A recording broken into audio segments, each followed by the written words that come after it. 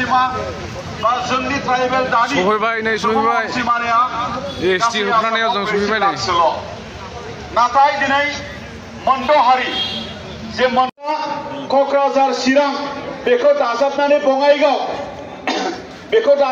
बङाइगाव आरो उत्तर सालमारा बेखौ लाफाजोबनानै बेवहाय थानाय जेसेबां राजबंशी दङ बिथांमोननोबो जों बायदि एसटिपि होनायनि जेनाखि मोनसे सिद्धान्त बेखौ लानो थाखाय आसाम सरकारा दिनै थागथियारि जादों। जोङो बे खौरांखौ मोननाय लोगो लोगो मैया जोङो प्रेस मिट खालामदों। मैया बे खौरांखौ मोननाय लोगो लोगो दिनैनि बे आन्दोलनखौ जोङो थांखि लानाय जादों आरो जोङो फोथायथाव सुलुंनिफ्राय मिथिनो मोनदों जे आसाम सरकारा बेखौ एसेम्ब्लियाव जेरैखि जाया पास खालामनानै बेखौ भारतनि नखर माने बिफानसिम बेखौ दैथाय हरगोन।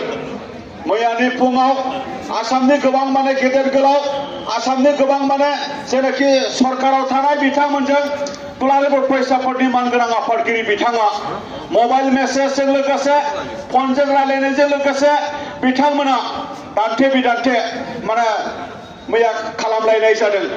अब्लाबो बिथांमोना फावसियाखै नाथाय बिथांमोना बुंबाय थानो नागिरदों बुजायबाय थानो नागिरदों थाखानाय एसटि बिनि खहा खालामा हसियायै बिथांमोनखौ एसटि खालामगोन होननानै बिथांमोना बुंबाय थानो नागिरदों। नाथाय बियो माब्लाबाबो सम्भब नङा। थाखानाय एसटिनि खहा जाया हसियायै गुबुन हारिनि एसटि होनो हानाय बेबायदि जेबो फर्मुला गैया आरो जेराव आयेनाबो मानिया जेराव आयेनाबो एलाउ खालामा जेराव क्राइटेरियाबो एलाउ खालामा बेनि थाखायनो जोङो बे बाथ्राखौहाय जोङो दिनै अप'ज खालामदों। नाथाय दुखु गोनां बाथ्राया बेनोल' मैयानि दान्थे बिदान्थेनि गेजेराव आरो मैयानि केबिनेटनि गेजेराव मोनसे बाथ्राया ओंखारदों। दुलाराय बर' फरायसा आफादा गोख्रोङैनो बेखौ अप'ज खालामदों। बे बाथ्राखौहाय मैया हादरनिनो रायजोनिनो जेनाखि चिफ मिनिस्टार बिथाङा मैया केबिनेट मेलाव बेखौ फोरमायदों होननानै जोङो मिथिदों। नाथाय बेवहाय मोनसे ट्राइबेल संगठननि छात्र संगठन आरो माखासे जातीय संगठन टटेल 26 अर्गेनाइजेशना आसाम गभर्नमेन्टखौ बारे बारे बुंबाय थादों आसामनि जनबहुल पपुलास एन्ड एडभान्स बे कमिउनिटि मरान मटक सुथिया टाइ आहम कच राजबंशी आदिबासी बिथांमोनखौ जोंनि लेखिया एसटि स्टेटासआव शिडुलिं खालामनो नाङा बिनि प्रप'जेलखौ दिल्ली गभर्नमेन्टआव सेन्ट्रेल गभर्नमेन्टआव हरनो नाङा होननानै बारे बारे बुंबाय थादों। आसाम गभर्नमेन्टआ जों बुंसेयावबो बारे बारे हरबाय थादों 2019 नि सिगाङाव 8 बार हरदों आरजिआइआ 8 बार रिजेक्ट खालामदों 8 बार रिजेक्ट खालामदों। दहाय नेहाथारि बिथाङा बुंनाय बायदि बे 6 जनगोष्ठीया ट्राइबेल जानायनि कुनु क्राइटेरिया मिलाया। बयबो सांग्रां जानांगोन जोंनि सांबिधानिक अधिकारखौ रैखा खालामनो जोङो दिनै जिबायदि ज' जादों बिनिख्रुइ बांसिन ज' जानानै गोख्रोंनिफ्राय गोख्रों आन्दोलनखौ खालामनांगोन। गणतान्त्रिक भाबै जोङो जेरैखि जाया जोंनि अधिकारखौ रैखा खालामनो थाखाय आन्दोलन खालामनांगोन। दिनै आबसु आरो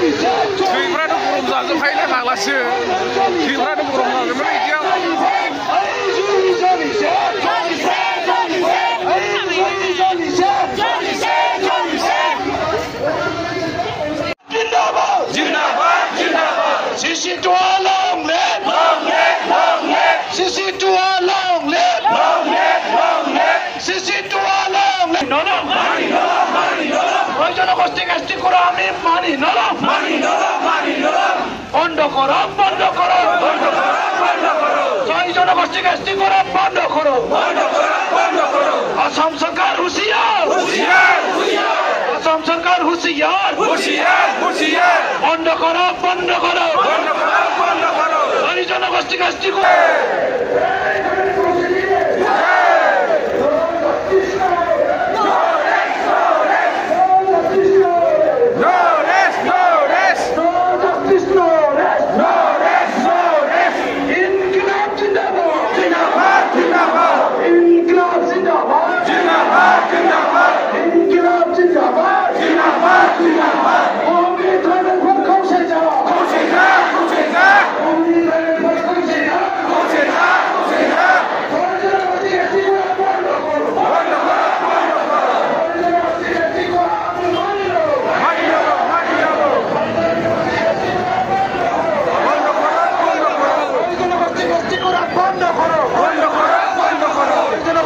করো আমি মানে না আসাম সরকার আসাম সরকার আসাম সরকার কবে আসাম সরকার কবে এই জয়ী চলিছে এই জয়ী চলিছে এই সংগ্রাম চলিছে এই সংগ্রাম চলিছে Tribal unity, long live! Tribal unity, long live! Tribal equality, Zindabad! Tribal equality.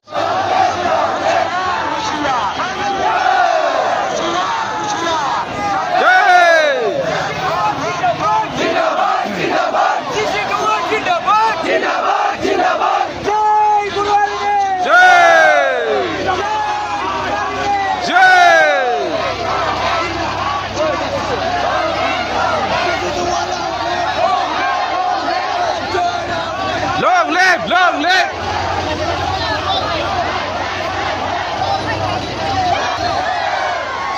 Tribal unity, long live! Long live! Tribal unity, long live! Long live! Tribal unity, long live! Tribal unity, long live! Tribal unity, long live! Tribal unity, tribal unity.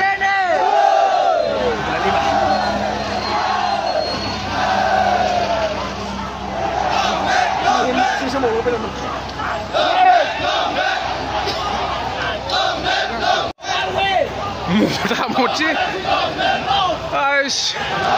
अयथासारलै अयथासार मानसि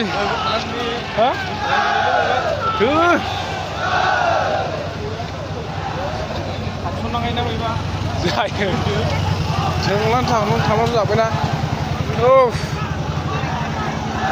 थैफ्रानो गरम जाजोबोलै मटामोटी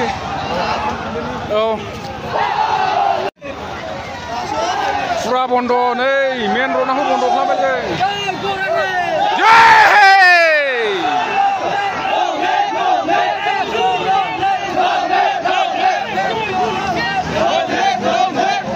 फुरा जोंजोबाय दिनै काजलगावआ दिनै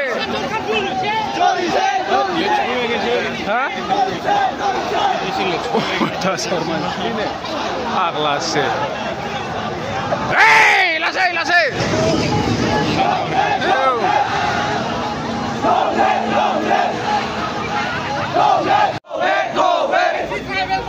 लामा लाजोबबाय एबार मोननै लामाखौ लाजोबबाय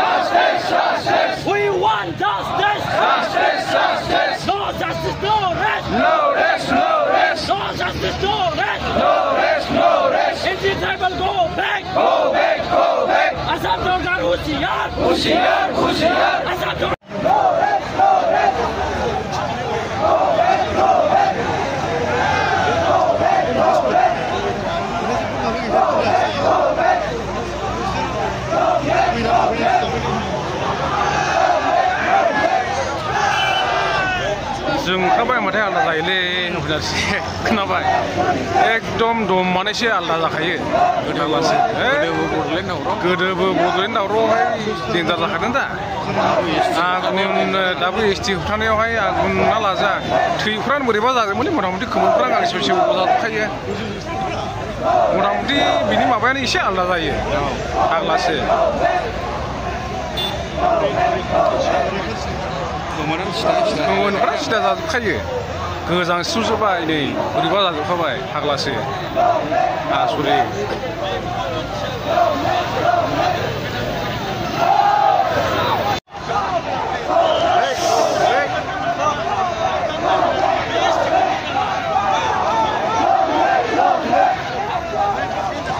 सिरा जाग्राफ्रा एबार होलोस होलोस गिजोबायसो हांसो जाग्राफ्रा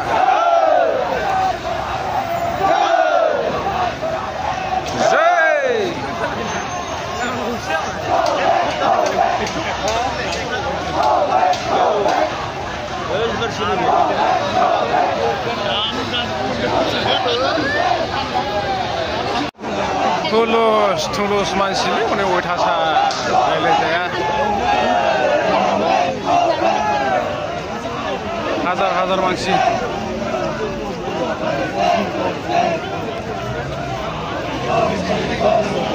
एसे बुजिदो गेदेरफ्रा सारमोना एसे बुजिदो